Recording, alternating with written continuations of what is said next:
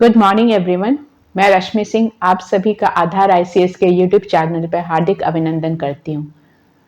Last class में हम लोग ग्रामर का पोर्शन डिस्कस कर रहे थे। उसमें आपका माहेश्वर सूत्र, संधि, संधि के तीनों भेद जो थे वो, और अभी जो हम लोग डिस्कस कर रहे हैं उसमें कारक कंप्लीट हो गया था। तो क्या क्या कंप्लीट हो गया था? माहेश्वर सूत्र, उच्चारण स्थान, संधि और कारक। आज हम लोग क्या करेंगे? समास पढ़ेंगे। ठीक है, तो इससे पहले जितने भी वीडियोस आ चुके हैं, अभी मे भी आप लोग बिजी होंगे, तो जब भी आप लोग को टाइम मिल रहा है एग्जाम से पहले वो सारा वीडियोस आप कंप्लीट कर लें। मैक्सिमम ग्रामर का पोर्शन जो है वो कवर हो रहा है, और इसमें मोस्ट इंपॉर्टेंट टॉपिक्स जो था, जैसे संधि हुआ, माहेश्वर सूत्र हुआ, ये सब का अच्छे से मैंने एक्सप्लेनेशन कर दिया है। साथ साथ उसमें कारक के जितने सूत्र थे, जितने विभक्ति मतलब प्रथमा से लेकर सप्तमी तक जितने भी विभक्ति था, उसका सूत्र का एक्सप्लेनेशन मैं दे चुकी हूँ विथ एग्जाम्पल। तो आप वो सब वीडियो देखिए, और उसमें अगर आपको कोई प्रॉब्लम हो रहा है तो आप कमेंट करके पूछ सकते हैं किसी भी पोर्शन में। तो इस तरीके से ग्रामर का पोर्शन कवर हो रहा है। इसके साथ साथ पहले भी आपका वैदिक संस्कृत जो था उस पर वो कंप्लीट हो चुका है। संस्कृत का उद्भव और विकास, भाषा, साहित्य, ये सारे इंपॉर्टेंट टॉपिक जो है वो सारा कवर हो चुका है। तो आप वो सारा जो चीज़ है बार बार रिवीजन कीजिए, क्योंकि एक बार देख लेने से वो चीज़ याद नहीं रहता है। जो हम लोग वेदांग और वैदिक साहित्य में पढ़े हैं उसके लिए आपको बार बार देखना पड़ेगा, उसके लिए रिविजन मस्ट है।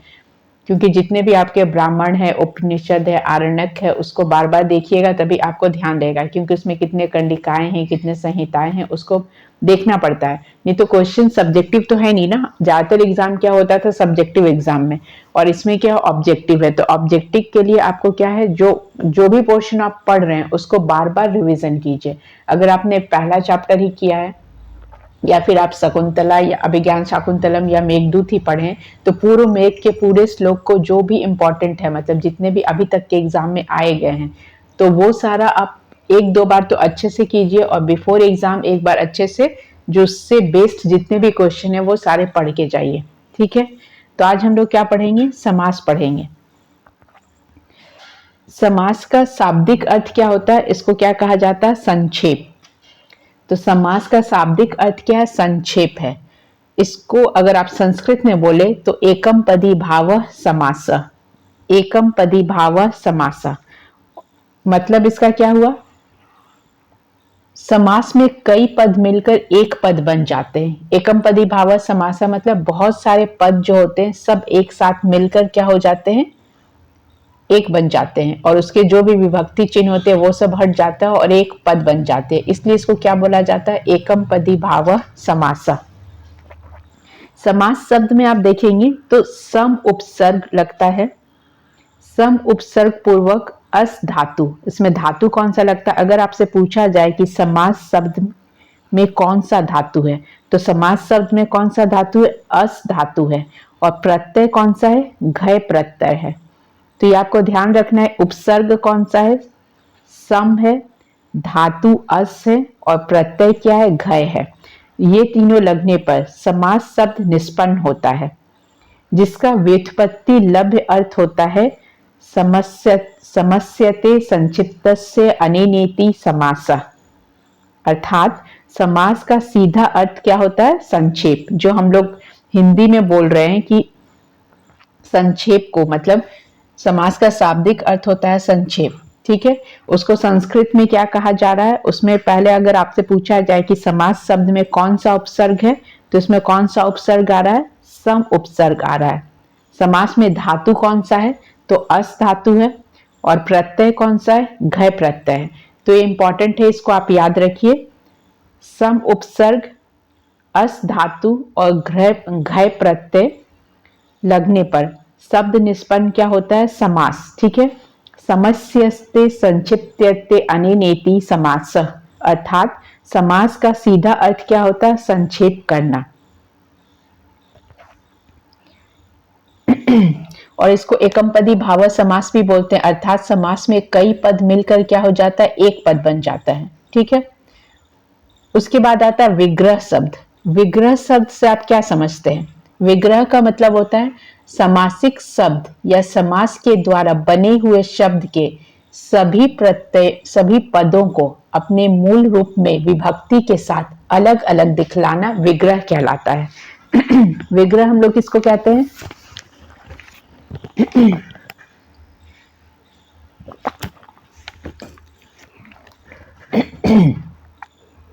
एक बार फिर से देख लीजिए, विग्रह किसको कहा जाता है? समासिक शब्द या समास के द्वारा बने हुए शब्द के सभी पदों को अपने मूल रूप में विभक्ति के साथ अलग अलग करके दिखलाना विग्रह कहलाता है। मतलब मूल रूप में होता है और विभक्ति के साथ की द्वितीया का जो विभक्ति कर्म को, करण से, संप्रदान को, के लिए, अपादान से, इसके साथ जो दिखलाता है तो उसको क्या कहलाता है? उसको क्या कहा जाता है? विग्रह कहा जाता है। ठीक है, जैसे कि आप एग्जाम्पल लीजिए, नीलोत्पलम। नीलोत्पलम का अगर विग्रह करेंगे तो क्या हो जाएगा? नीलम उत्पलम। ठीक है, नीलम उत्पलम, इस तरीके से विग्रह करेंगे। कहीं कहीं पे आपसे संधि और समास का अंतर भी पूछा जाता है। तो संधि और समास में अंतर क्या होता है? समास में पदों का विभक्ति रहित मेल होता है। ठीक है, जब समास में जो क्या होते हैं, दो पद होते हैं और दो पद के बीच जो विभक्ति होता है उसको हटा दिया जाता है और उसको संक्षिप्त किया जाता है। ठीक है, और संधि में क्या होता है? संधि में वर्णों का मेल होता है। समास में क्या होता है? पदों का मेलन होता है और उसमें से विभक्ति चिन्हों को हटा दिया जाता है। और संधि में क्या होता है? सीधे वर्णों का मेल होता है। तो कहीं कहीं पे आपसे अंतर पूछा जाता है, तो वो अंतर तब पूछा जाएगा जब आप उसको डिटेल में मीन सब्जेक्टिव क्वेश्चन आंसर करेंगे, लेकिन यहाँ आपको सिर्फ ऑब्जेक्टिव क्वेश्चन ही पढ़ना है। ठीक है, तो कहीं कहीं पे आपको समास के भेद में भी अंतर दिखा जाता है। कहीं 8 बोला जाता है, कहीं 6 बोला जाता है, कहीं 4 बोला जाता है, लेकिन इसी को आगे और बांट दिया जाता है। ठीक है, तो संक्षेप को समास कहते हैं, अर्थात जब दो या दो से अधिक शब्दों को मिलाकर इस प्रकार कहा जाए कि उनका संक्षेप हो जाए और उनके आकार में कमी हो जाए तो वह समस्त पद क्या कहलाता है? उस संपूर्ण क्रिया को क्या कहते हैं? समास कहते हैं। जैसे कि आप एग्जाम्पल में देखिएगा, राजा का पुरुष। तो राजा का पुरुष में कितने शब्द हैं? 3 शब्द हैं। इन 3 शब्दों को हम संक्षेप में कहना चाहे तो क्या बोलेंगे? यहाँ जो का विभक्ति है, राजा का, तो जो का विभक्ति है उसको क्या करेंगे? हटा देंगे। तो यहाँ का विभक्ति स्वतंत्र रूप से कहने की आवश्यकता नहीं है। इसी प्रकार राम और कृष्ण, राम और कृष्ण बोल रहे हैं तो इसको संक्षेप में क्या बोलते हैं? राम कृष्ण। जो और था वो हट गया और क्या हो गया? राम कृष्ण। तो इसको राम और कृष्ण कह सकते हैं या राम कृष्ण भी कह सकते हैं। इसलिए और क्या है? समुच्चय अर्थक शब्द है और इस संक्षेप रूप में प्रयोग न करने पर इसको क्या बोलेंगे? राम कृष्ण समस्त पद कहलाएगा। राम और कृष्ण बोल रहे हैं, लेकिन अगर आपको और नहीं बोलना है तो राम कृष्ण बोल सकते हैं। ठीक है, तो इस तरीके से क्या हुआ? ये समास का एग्जाम्पल हुआ। अब हम लोग को क्या पढ़ना है कि इसके कितने भेद हैं। तो समास के मुख्य कितने प्रकार होते हैं? 8 प्रकार होते हैं। ठीक है, कितने प्रकार होते हैं? 8 प्रकार होते हैं। कहीं कहीं 6 दिया हुआ है तो आगे जाके उसको फिर 2 पार्ट में डिवाइड कर दिया गया है। ठीक है, तो आप देखिए कौन कौन सा है। पहला है अव्ययी भाव समास, दूसरा तत्पुरुष समास, तीसरा कर्मधारय समास, 4th द्विगु समास, 5 द्वंद्व समास, 6 बहुब्रीहि समास, 7 नए समास और 8 जो है, 8वां जो है अलुक समास है। कहीं कहीं पे ये समास नहीं दिया, कहीं कहीं पे क्या किया जाता है कि इसी को पार्ट में डिवाइड कर दिया जैसा है। जैसे कि किसी बुक में आप देखेंगे, कोई और बुक अगर आप फॉलो कर रहे होंगे तो किसी में 6 दिया हुआ है तो किसी में 8 दिया हो, तो इसमें आपको कंफ्यूजन नहीं होना है, क्योंकि आगे चल के तत्पुरुष समास में ही आपको 6 भेद अलग से पढ़ने हैं। 6 भेद तो पढ़ना ही होता है। अगर तत्पुरुष समास में क्या होता है, आपको कारक पढ़ना होता है। कारक के जितने भेद है तो उसके अलग से जो चिन्ह है उसको हटा के हम लोग उसका विग्रह करके पढ़ते हैं। और कहीं कहीं पे जो है कर्मधारय समास जो होता है उसको उपमान पूर्व पद कर्मधारय या उपमति कर्मधारय भी पढ़ते हैं। तो इस तरीके से अलग अलग भेद बताया जाता है। ठीक है, तो अभी हम लोग को क्या पढ़ना है? कितने भेद हैं? तो 8 भेद देख लिए। कौन कौन से ये भेद आप याद रखिए। और इसमें जो पहला भेद है, पहला भेद क्या है? अव्ययी भाव समास। तो अव्ययी भाव समास से हम लोग क्या समझते हैं? इस समास की सबसे महत्वपूर्ण पहचान है कि इसका पहला पद क्या होगा, अव्यय होगा। पहला पद क्या होगा, अव्यय होगा, जिसकी प्रायः प्रधानता रहती है। यह कोई संज्ञा उपसर्ग भी हो सकता है एवं यथा आदि अव्यय पद भी हैं। इसमें दूसरा पद क्या होता है, संज्ञा होता है। इन दोनों पदों के मिलने पर समस्त पद क्या हो जाता है, अव्यय बनता है।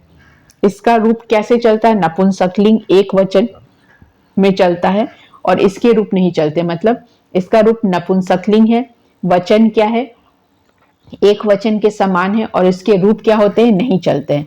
तो ये आपका था हिंदी में डेफिनेशन। अगर इसी बात को आप संस्कृत में पढ़ेंगे तो क्या होगा, पूर्व पद प्रधानो अव्यय भाव। अव्यय भाव का पूर्व पद, पूर्व मतलब पहला, तो अव्यय भाव समास हम लोग उसको बोलते हैं जिसका पहला पद क्या होता है, प्रधान होता है। इसमें पूर्व पद अव्यय होता है, क्या होता है, अव्यय शब्द होगा, और दूसरा पद क्या होगा, संज्ञा होगा।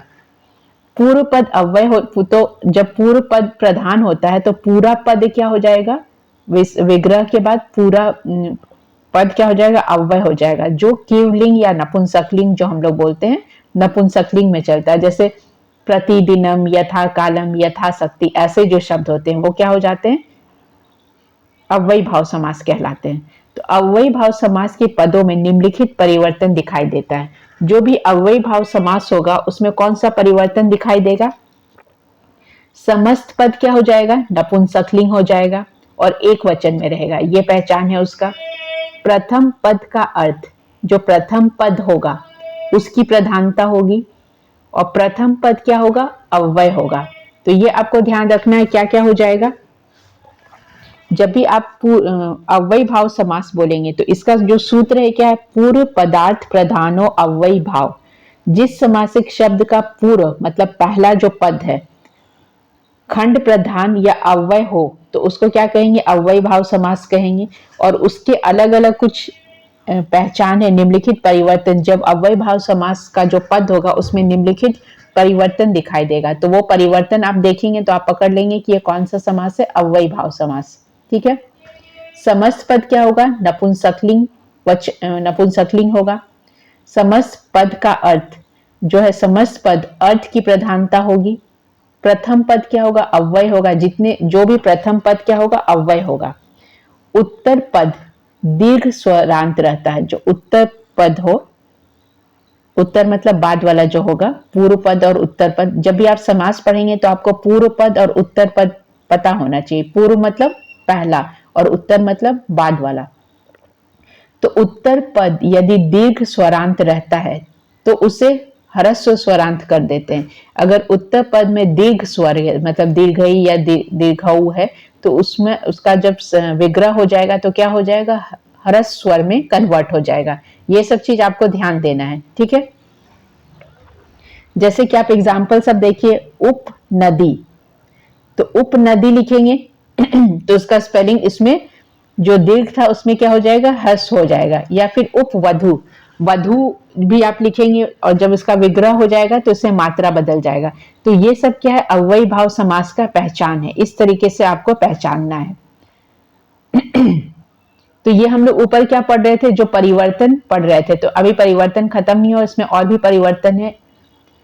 नेक्स्ट है अन से प्रत्यय होने। अन जो अन शब्द है, अन से अंत होने वाले शब्दों में नकार निकाल दिया जाता है। जिसमें अन होता है तो उससे नकार मतलब जो नेगेटिव उसका सेंस है वो नहीं रहता है। जैसे उपराजन, लास्ट में राजन लग रहा है तो राजन जो है वो हटके क्या हो जाएगा, उपराजम। क्या हो गया, उपराजम, राजा के पास। तो इसमें क्या बोला गया, अन से अंत होने वाले जो शब्द है उसमें नकार निकाल दिया जाता है, जो नकार है उसको निकाल दिया जाता है। जैसे उपराजन, तो उपराजन है, न है तो वो क्या हो जा रहा है, राजम हो जा रहा है। ठीक है। उसी प्रकार आप देखिए उपचमम, आध्यात्मम, उपसीमम, उपनगरम। ठीक है। तो ये सब में क्या था, उपनगरम, ये सब में क्या आ जा रहा है, लास्ट में म आ जा रहा है। तो ये जो हम लोग अन वाला बोल रहे थे उसमें क्या, राजन से राजम हो गया। इसी प्रकार उप अध्यात्मम, उपसीमम, इसी तरीके से ये बना है। नेक्स्ट आपका पहचान क्या है? शब्द के अंत में यदि ओ या औ रहता है, अगर शब्द के अंत में, ये रूल से एक बार आप देख लीजिएगा तो आपको याद रहेगा। यदि शब्द के अंत में, ये हम लोग अव्ययी भाव समास कर रहे हैं, उसके कुछ नियम है वो पढ़ रहे हैं, ठीक है। यदि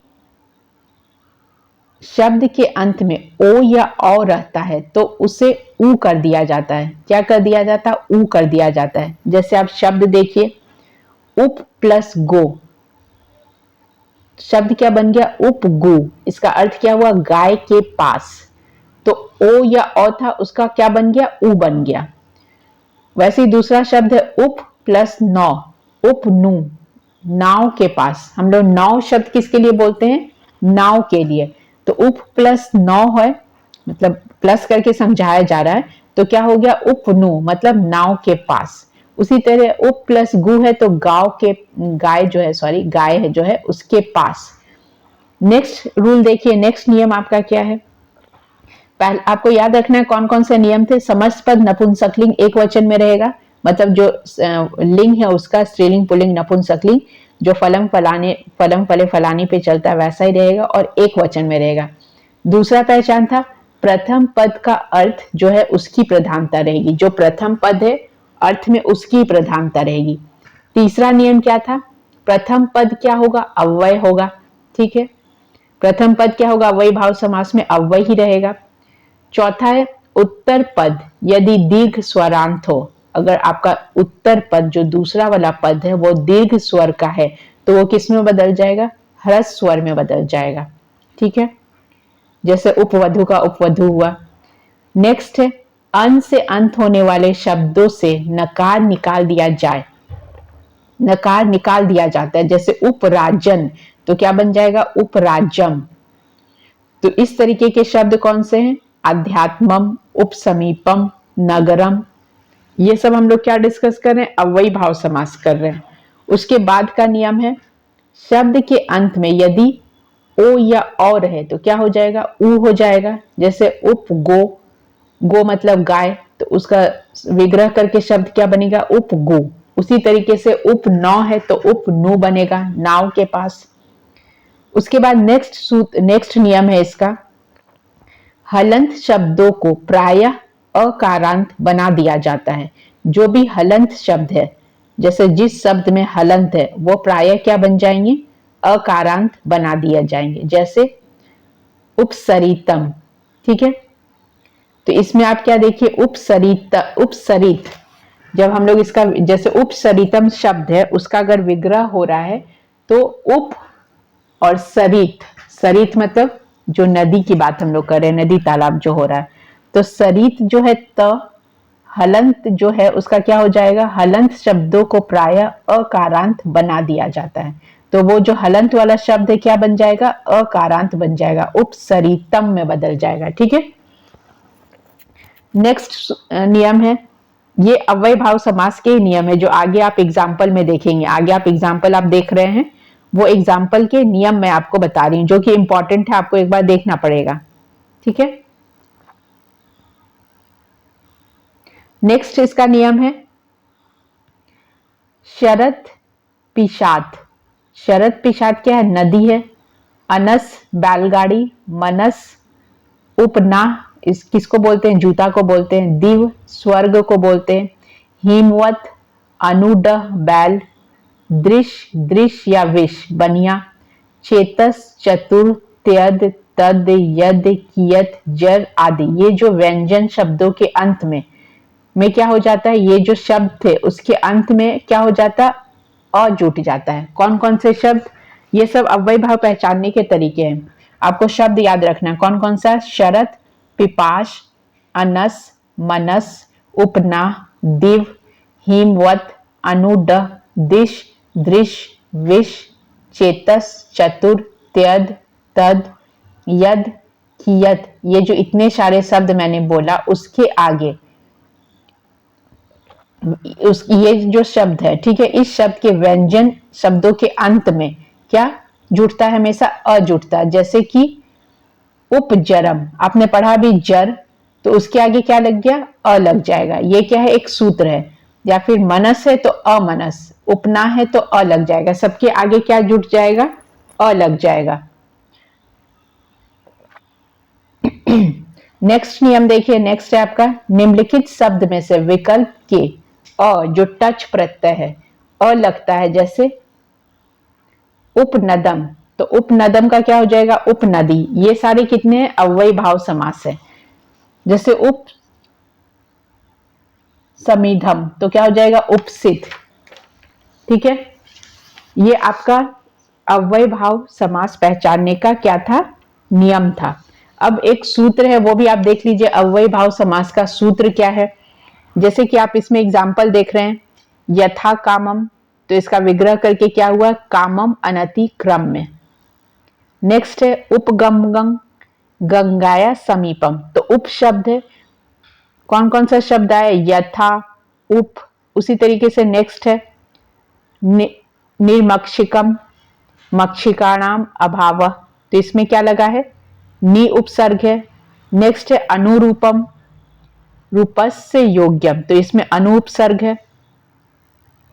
ये सारे क्या अव्यय भाव शब्द है। अधि हरि, हरो इति, तो अधि अव्यय शब्द है। उसके बाद है समुद्रम, समुद्रम में क्या है, मंद्राणाम समृद्धि, इसका विग्रह अगर रहेगा मंद्राणाम समृद्धि में कौन सा समास है, तो ये कौन सा समास कहलाएगा, अव्ययी भाव समास कहलाएगा। इसी तरीके से नेक्स्ट एग्जांपल आप देखिए, दूर, थोड़ा सा प्रिंटिंग मिस्टेक है, उसको आप ठीक कर लीजिएगा। दुर्वनम यवनाम वृद्धि, ठीक है, ये विग्रह करके दिया हुआ है। नेक्स्ट है अति हिमम, हिमस्य अत्यय, तो अति शब्द लगा है, तो अति हुआ, अनु हुआ, यथा हुआ, ये सब क्या है, अव्ययी भाव समास है। अति निंद्रम, निंद्रा संप्रति न युज्यते, ठीक है, कौन सा समास हुआ, अव्ययी भाव समास हुआ।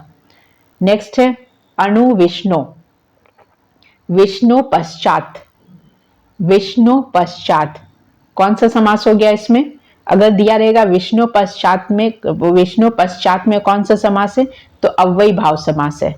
यथाशक्ति में कौन सा समास है, अव्ययी भाव समास है। तो यथाशक्ति का विग्रह कैसे करेंगे, शक्ति अनतिक्रम्य, ठीक है। नेक्स्ट है आपका सच क्रम, सच क्रम का विग्रह कैसा हुआ, चक्रेण युगपथ, क्या हुआ है, चक्रेण युगपथ, कौन सा समास होगा इसमें, अव्ययी भाव समास। उसके बाद है शत्रुणम, तृणम अपि अपरिजत्य, कौन सा समास है, अव्ययी भाव। नेक्स्ट है बहिर्वनम, वनात् बहि, इसमें भी कौन सा समास हो गया, अव्ययी भाव। तो अव्ययी भाव पहचानने का तरीका क्या हो जाता है, जब आपको उसमें पहला पद जो है अव्यय मिलेगा। उसी तरीके से है उपकृष्णम, उपमुनम, उपकृष्णम है कृष्णस्य समीपम, इसका मैं पहले बताई कि उप शब्द लगेगा तो क्या होगा, कृष्णस्य समीपम। निर्विंदनम द्वंद्वानाम अभाव, ठीक है। तो ये आपका जो दिया हुआ ये सारा, उसका एक एक एग्जाम्पल दिया हुआ, और एग्जाम्पल का क्या किया हुआ, विग्रह किया हुआ है। अनुरथम, रथस्य पश्चात, या निर्जनम, निर्जनम में कौन सा समास है, जनानाम अभाव, तो कौन सा समास हो रहा है, अव्ययी भाव। या निर्विघ्नम, विघ्नानाम अभाव, कौन सा समास हो गया, अव्ययी भाव समास। तो ये सब हम लोग क्या पढ़े, अव्ययी भाव समास का एग्जाम्पल पढ़े। तो उपयुक्त उदाहरण से स्पष्ट है कि समास का विग्रह करते समय उपसर्ग की अर्थ का भी विग्रह उल्लेख करते हैं, मतलब उसमें जो अव्यय शब्द है उसका भी उपसर्ग लग रहा, उसका भी हम लोग क्या करते हैं, उल्लेख करते हैं। जैसे गंगाया समीपम, उपगंगम का विग्रह किया, तो यहाँ पे क्या है, उप क्या है, उपसर्ग है, और समीप क्या है, समीप बगल में जो बोला जा रहा है, तो समीप अर्थ की अभिव्यक्ति के लिए हुआ है। अतः विग्रह में समीप शब्द का स्पष्ट कथन करके गंगा शब्द में षष्ठी विभक्ति का प्रयोग किया गया है। आपने वो जो शब्द देखा उपगंगम, तो गंगा के पास, ठीक है, तो यहाँ पे उपसर्ग का तो प्रयोग हुआ ही है। और जो भी हम लोग शब्द देख रहे हैं, ऐसा नहीं कि सिर्फ अव्यय भी, उसमें कुछ कुछ में उपसर्ग भी लगा है, तो आपको वो भी देखना है कि कौन सा उपसर्ग लगा है। अतः विग्रह में समीप शब्द का स्पष्ट कथन करके गंगा शब्द में क्या हुआ, षष्ठी विभक्ति का प्रयोग हुआ है। तो ये हम लोग जो पढ़े ये क्या था, अव्ययी भाव समास। उसमें और भी है, ये जो आपको नियम याद रखना है कि हम लोग उसको कैसे पहचानेंगे, ठीक है। नेक्स्ट एक सूत्र है इसका, वो देख लीजिए कौन सा सूत्र है।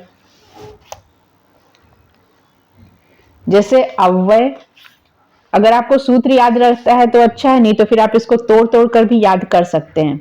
अव्ययम विभक्ति समीप समृद्धि वृद्धि अर्थाभाव अत्यत्य असंप्रति शब्दाप्रभाव पश्चात योग्यता वित्सा अनतिक्रम अनुपूर्व्या योग्यधम सादृश्य संपत्ति साकल्य आंग मर्यादा विध्यो मर्यादा या अभिविधि। तो ये सब क्या है, आपका पहचानने का तरीका है। या सूत्र में अगर आपको याद रखना है तो आप उसको सूत्र में याद रखिए। अगर आप एक लाइन में याद रख सकते हैं तो वेल एंड गुड, नहीं तो आप इसको तोड़ तोड़ कर याद रखिए। एक में कैसे याद रखिएगा, अव्ययम विभक्ति समीप समृद्धि यथार भाव संप्रति शब्दानुबुधार भाव तद पश्चात्नुपूर्व योग्य पदम सदृश्यम पति साकल्य वचनेशु। अगर आप ऐसे याद रख सकते हैं तो ठीक है, नहीं तो आप इसको तोड़ तोड़ कर भी याद कर सकते हैं। जैसे पहला था विभक्ति, ठीक है, मैं पहला वाला आपको समझा दे रही हूं। विभक्ति हरौ इति, तो हरौ इति में का जो शब्द होगा क्या हो जाएगा, अधिहरि। तो इस प्रकार अधिगृहम अधिवनम अधिदेशम ऐसा शब्द होगा तो वो क्या कहलाएगा, अव्ययी भाव समास। उसी तरीके से आपको मैंने समीप का बताया। अभी आप जो सूत्र देखे उसमें समीप है, गंगाया समीपम इति, तो इसका विग्रह करके क्या बनेगा, उपगंगम गंगा के पास। उसके बाद आपका शब्द था समृद्धि, योग्यता से अधिक धन। समृद्धि का मतलब क्या होता है, योग्यता से अधिक धन। मंद्राणाम समृद्धि, तो मंद्राणाम समृद्धि अगर शब्द दे दिया गया और आपसे पूछा जाएगा कि कौन सा इसमें समास है, तो मंद्राणाम समृद्धि में कौन सा समास हो जाएगा, अव्ययी भाव समास होगा। तो ये आप कैसे पकड़ेंगे, क्योंकि वर्ड इसमें क्या दिया हुआ, समृद्धि। तो इसी तरीके से शब्द में जो पर्टिकुलर वर्ड दिया हुआ, पर्टिकुलर शब्द दिया, उससे आपको पकड़ना है कि इसमें कौन सा समास है। जैसे समुद्रम, तो समुद्रम में कौन सा समास होगा, मद्र देश की योग्यता। मद्र देश की योग्यता है, समुद्रम है, तो इसमें अव्ययी भाव समास है। आपको इस प्रकार से समझना पड़ेगा, ठीक है। तो पहला था विभक्ति, उसके बाद था समृद्धि, ठीक है। उसके बाद आ रहा वृद्धि। वृद्धि का मतलब नाश, मतलब बढ़ना जो होता है। जैसे कि शब्द है आपका दुर्वनम, यवनों का नाश। तो इसमें कौन सा, अगर आपको शब्द दे दिया गया दुर्वनम, तो इसमें कौन सा समास हो रहा है, अव्ययी भाव समास हो रहा है। तो इस तरीके से बहुत सारा वर्ड है जिसको देख के आपको पता करना है कि इसमें कौन सा समास होगा। जैसे अर्थाभाव, पहले आपने पढ़ा विभक्ति हुआ, समृद्धि हुआ, वृद्धि हुआ, उसी तरीके से अर्थाभाव। अभाव मतलब किसी चीज की कमी होना। ये एग्जाम्पल जो ऊपर वाला एग्जाम्पल है उसी का मैं डिस्कशन कर रही हूँ। जैसे कि पहला आपका है मक्षिकाणाम अभाव इति, मक्षिकाणाम अभाव इति, तो शब्द क्या था, अभाव। तो अभाव शब्द जब होगा तो उसमें कौन सा समास होगा, अव्ययी भाव समास होगा। उसी तरीके से आप निर्जनम देखिए, निर्गंधम, निर्विघम, ये सारा ऊपर के एग्जाम्पल में आपको समझाया जा चुका है। तो किस वर्ड, कुछ कुछ वर्ड है जिस वर्ड को देख के आप बता सकते हैं कि वो अव्ययी भाव समास है। तो उसी वर्ड का अभी डिस्कशन हो रहा है। पहला क्या था, विभक्ति, फिर था समृद्धि। विभक्ति में क्या था, हरौ इति, हरौ इति में कौन सा समास हुआ, अधिहरि लगा। तो अधिहरि अगर रहा या अधिगृहम रहा, अधिवनम रहा, तो इसमें कौन सा समास होगा, अव्ययी भाव। उसी तरीके से समीप, अगर समीप वर्ड रहा तो कौन सा समास हो जाएगा, अव्ययी भाव समास हो जाएगा। नेक्स्ट वर्ड है समृद्धि, मंद्रानाम समृद्धि। इस तरीके से समृद्धि वर्ड रहेगा तो कौन सा समास होगा, अव्ययी भाव समास। उसके बाद था नाश, वृद्धि जो है, दुर्वनम, तो यवनाम वृद्धि, दुर्वनम, नाश वर्ड हुआ यवनों का नाश, तो कौन सा समास हो गया, अव्ययी भाव समास।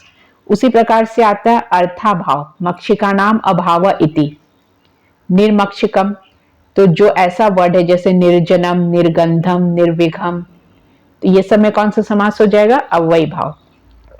पता है थोड़ा बोरिंग है, लेकिन आपको पढ़ना पड़ेगा। ऑब्जेक्टिव है, सब्जेक्टिव होता तो इतने डिटेल में एक एक वर्ड का ध्यान नहीं देना होता। नेक्स्ट वर्ड है आपका अत्यय। अत्यय मतलब अधिक। हिमस्य अत्यय इति, तो क्या हो गया? अति हिमम या अतिष्टम, अति पीड़म। अत्यय मतलब अधिक, तो जो चीज ज्यादा है तो वहां पे क्या हो जाएगा? अति शब्द अगर है तो वहां पे क्या हो जाएगा? अव्ययी भाव समास। समास में यही है कि आपको एक एक एग्जाम्पल का डिस्कशन करना जरूरी है। जैसे कारक के लिए आपको सूत्र समझना जरूरी था, सूत्र समझ के उसका उदाहरण का आपको आंसर करना था। तो समास में क्या आपको एक एक एग्जाम्पल को समझना जरूरी है। आप छोड़ नहीं सकते कि ये चलो ऐसे है, ये सब लग रहा है तो छोड़ दें। एक एक एग्जाम्पल को आप समझेंगे तभी आपको मार्क्स मिलेगा, क्योंकि एक क्वेश्चन भी आपको सिलेक्शन से रोक सकता है। तो एक क्वेश्चन भी बहुत इंपॉर्टेंट है। आपके एक क्वेश्चन का नंबर 3 नंबर है। अगर आप वो क्वेश्चन सही करते हैं तो आपको 3 मार्क्स बहुत इजीली मिलेगा, और गलत करते हैं तो 1 मार्क्स नेगेटिव हो जाएगा।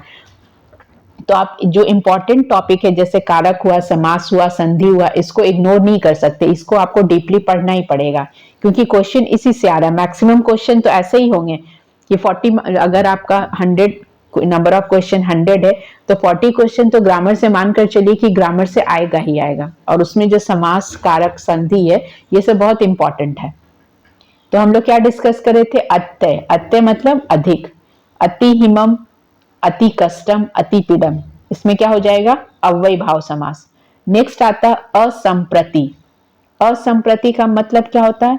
अब उचित नहीं होना। जैसे निद्रा संप्रति न युज्यते इति, अति निद्रम, मतलब कोई चीज जब ज्यादा नहीं करना चाहिए। ठीक है। अति निद्रम, अब सोना ठीक नहीं है। तो जहां अति वर्ड लगा है वहां क्या हो जाएगा? अव्ययी भाव समास। उसी तरीके से शब्द देखिए आप, अति कष्टम मतलब बहुत ज्यादा कष्ट, अति शोकम बहुत ज्यादा शोक मनाना, अति पीड़म बहुत ज्यादा पीड़ित रहना। नेक्स्ट है आपका, ये असंप्रति वाला शब्द था। नेक्स्ट है शब्दा प्रादुर्भाव, शब्द का प्रकाश। तो ऐसे जो शब्द होंगे जैसे हरि शब्दस्य प्रकाश इति, मतलब प्रकाश शब्द का यूज कर रहे हैं हम लोग, उपयोग कर रहे हैं, तो वहां पे क्या हो जाएगा? अव्ययी भाव समास। इति हरि, हरि शब्द का प्रकट होना। अगर इति हरि है तो इति हरि में कौन सा समास हो रहा है? अव्ययी भाव समास। उसके बाद आप शब्द देखिए क्या है? पश्चात। अगर पीछे लिखा हुआ है विष्णु पश्चात इति, अगर आपको दिया गया है कि विष्णु पश्चात इति में कौन सा समास है, तो विष्णु पश्चात इति में कौन सा समास है? अव्ययी भाव समास। कहां, कौन सा सूत्र है इसका? शब्दा प्रादुर्भाव से, नहीं, पश्चात जो शब्द है उससे हो रहा है। उसी तरीके से अनुशिवम, अनुग्रहम, अनुचरम, अनुगृहम, तो गृहस्य पश्चात अनुगृहम कौन सा समास हो गया? अव्ययी भाव समास। या नगर से पश्चात अनुनगरम, तो पश्चात शब्द लग रहा तो क्या हो गया? अव्ययी भाव समास। उसी तरीके से आप देखिए योग्यता, रूपस्य योग्यम इति अनुरूपम, अनु शब्द है और इसमें शब्द क्या हो रहा है? योग्यता, तो कौन सा समास हुआ? अव्ययी भाव समास। नेक्स्ट है विप्सा। विप्सा का अर्थ क्या होता है? दुरुक्ति के अर्थ में। दिन दिन प्रतिदिनम, प्रतिदिनम शब्द हम लोग शुरू से पढ़ते आ रहे होंगे समास में कि प्रतिदिनम में अव्ययी भाव समास है। क्यों है भाई? इसका विग्रह करेंगे तो दिन दिन प्रतिदिनम। उसी तरीके से शब्द है प्रत्यहम, प्रतिनगरम और प्रतिवेदम। ठीक है। उसके बाद आता है अनतिक्रम। अनतिक्रम मतलब क्या होता है? सीमा के भीतर रहते हुए, मतलब लिमिट में रहना। जैसे हम लोग बोलते हैं यथाशक्ति, तो शक्ति अनतिक्रम में इति, क्या हो जाएगा? इसका शब्द क्या बनेगा? यथाशक्ति। अगर आपको यथाशक्ति का पूछा जाता है कौन सा समास है, तो कौन सा समास हो जाएगा? अव्ययी भाव समास हो जाएगा। उसी तरीके से शब्द है यथा लेखम, यथा सुखम, यथा कालम। ठीक है। उसके बाद आइए आनुपूर्व में, क्रम के ज्येष्ठ से अनुपूर्वणम इति, मतलब अनुज्येष्ठम, ज्येष्ठता के क्रम में, मतलब जो बड़ा है, तो वैसा शब्द अगर आ रहा तो वहां पे क्या होगा, अव्ययी भाव। क्या क्या हो जाएगा उसमें, अनुपदम, अनुगोत्रम, अनुवर्ज्यम। ठीक है। उसके बाद आता है योग, योग पद, एक साथ होना। इसका अर्थ क्या होता है, एक साथ होना। चक्रेन युगपत इति सचक्रम। तो जब ऐसा शब्द है तो उसमें क्या हो जा रहा है, अव्ययी भाव समास। आप एक एक शब्द याद रखिएगा, जैसे कौन कौन सा ऊपर जो मैंने बताई, एक सूत्र है ये। अगर आपको सूत्र याद नहीं रह सकता तो आप ये तोड़कर पढ़ सकते हैं, इसको भी विग्रह करके पढ़ सकते हैं। विभक्ति, समृद्धि, वृद्धि, अर्थाभाव, अत्यय, संप्रति, शब्दुर्भाव, पश्चात, योग्यता, विप्सा, अनतिक्रम, योग्य पद। उसके बाद आता है आपका योग पद होना, मतलब एक साथ होना। सचक्रम, चक्र के साथ। सादृश, समानता, जो सादृश शब्द है किसके लिए आता है, समानता के लिए आता है। हरे सादृशम इति सहरि। तो सहरि में कौन सा समास हो जाएगा, आपसे या तो विग्रह करके पूछा जाएगा या समासिक पद दे दिया जाएगा। सहरि में कौन सा समास है, अव्ययी भाव समास। तो इसका शब्द और देख लीजिए कौन कौन सा है। श शिवम, स पर्वतम, आगे श लगा हुआ है, तो स लगा हुआ है तो क्या हो गया है, वो अव्ययी भाव समास है। उसी तरीके से संपत्ति, छत्राणाम संपत्ति इति सछत्रम, क्षत्रियों की संपत्ति। तो संपत्ति शब्द में कौन सा समास हो गया, अव्ययी भाव। नेक्स्ट आप देख लीजिए, यहां तक आपको पढ़ना था। साकल्य, ठीक है, सबको शामिल कर। ये संपत्ति क्या था, जो क्षत्रियों की संपत्ति, तो इसका विग्रह करके समास क्या बन रहा है, सछत्रम। तो सछत्रम या सराजम में कौन सा समास है, अव्ययी भाव समास। नेक्स्ट आपका आता है साकल्य, सबको शामिल कर, मतलब सबको मिलाकर। तृणम अपि अपरित्यज्य इति सतृणम, तृण को भी न छोड़ते हुए, मतलब एक तिनके को भी न छोड़ते हुए, सबको मिलाकर। साकल्य शब्द का क्या हो गया, सबको मिलाकर। तो जहां पे ऐसा शब्द रहेगा सतृणम, तो वहां पे कौन सा समास हो जाएगा, अव्ययी भाव समास हो जाएगा। तो इसका इतना लंबा चौड़ा सूत्र था, आप शब्द याद कर लीजिए तो दिक्कत नहीं होगा। नेक्स्ट है आपका अव्ययी भाव समास में तीसरा सूत्र आता है, आंग मर्यादा भी विध्यो मर्यादा। क्या है सूत्र आपका, आंग मर्यादा भी विध्यो मर्यादा, अर्थात सीमा तेन विना मर्यादा। जो शब्द है आपका तेन विना मर्यादा, अर्थात जिसका नाम लिया गया हो उसे छोड़कर, जिसका नाम लिया गया उसे छोड़कर। तो वहां पे कौन सा समास होता है, अव्ययी भाव समास। आमुक्ति इति, आमुक्ति, अगर आपको शब्द दिया जाएगा कि आमुक्ति शब्द में कौन सा समास है, अव्ययी भाव समास। उसी तरीके से अभिविधि, व्याप्ति तत्सहित अभिविधि, अर्थात जिसका नाम लिया गया हो उसे भी लेकर, जिसका नाम लिया जा रहा उसको भी लेकर अगर हम लोग बोलेंगे तो कौन सा समास हो जाएगा, वहां पे अव्ययी भाव समास हो जाएगा। तो इतना डिटेल में आपको अव्ययी भाव के शब्द को जानना। अगर आप शब्द आपको याद रह रहा है कि ये सारा शब्द है तो उसमें कौन सा समास होता है, अव्ययी भाव समास। नेक्स्ट आता है प्रति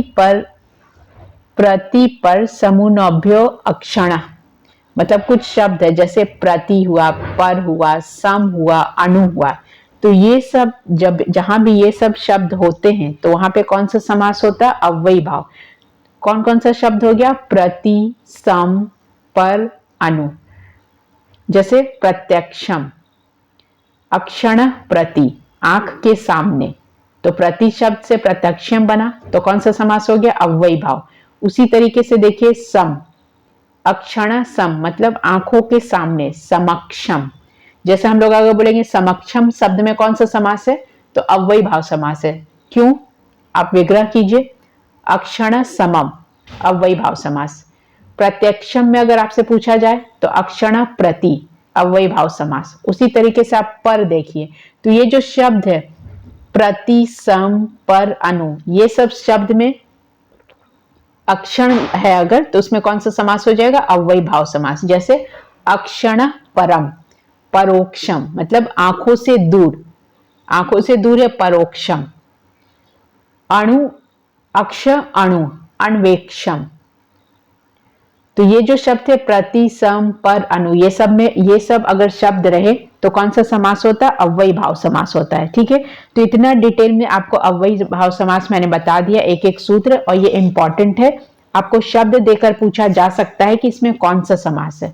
ठीक है, तो आगे बहुत सारे ग्रामर के चैप्टर कंप्लीट हो चुके हैं। संधि समास, संधि कारक समास तो चल ही रहा है, माहेश्वर सूत्र, तो वो सब आप रिवीजन कीजिए। और आगे जो फर्स्ट चैप्टर है, संस्कृत साहित्य का इतिहास हुआ, उद्भव विकास हुआ, उसके साथ वेद, वेदांग संहिताएं, वो सारा कंप्लीट हो चुका है। तो वो सब वीडियोस को बार बार देखिए, और जो भी वीडियोस देख रहे हैं उसको कंप्लीट देखिए। आप कंप्लीट देखिएगा तभी आपको चैप्टर माइंड में रहेगा, नहीं तो आप सिर्फ सोचेंगे कि कालिदास के बारे में पढ़ ले और भभूति के बारे में पढ़ ले, तो नहीं होगा। आपको पूरा जितना है सीक्वेंस वाइज पूरा रिविजन करना पड़ेगा। ठीक है, so thanks for watching this and stay tuned for new updates.